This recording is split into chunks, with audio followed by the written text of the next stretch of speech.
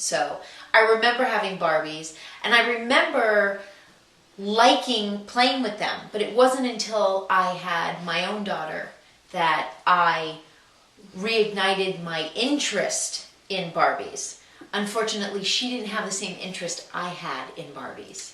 So when my daughter, who's now 14 and would never touch a Barbie as long as she lives, was younger, I bought her Barbies, and the way she would play with them is she would hand you a Barbie, and then she would hand you clothes and make you change her clothes, which, if you've ever changed the clothes on a Barbie, it's not that easy. And their fingers get caught, everything is so tight.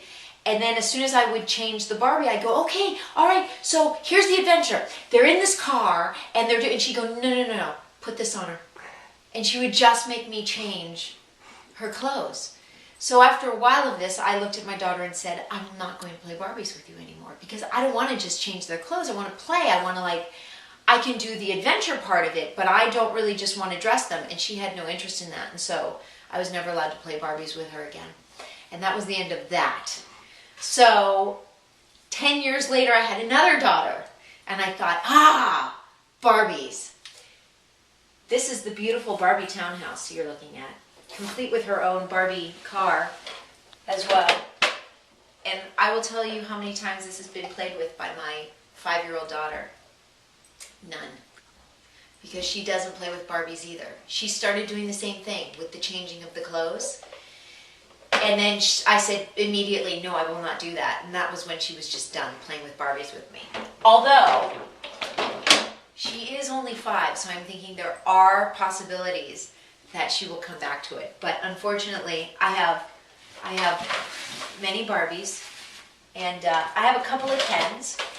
I don't really like to spend too much time with Ken because I find that he doesn't really look good in all of Barbie's clothes. And then, oh yeah, here's one.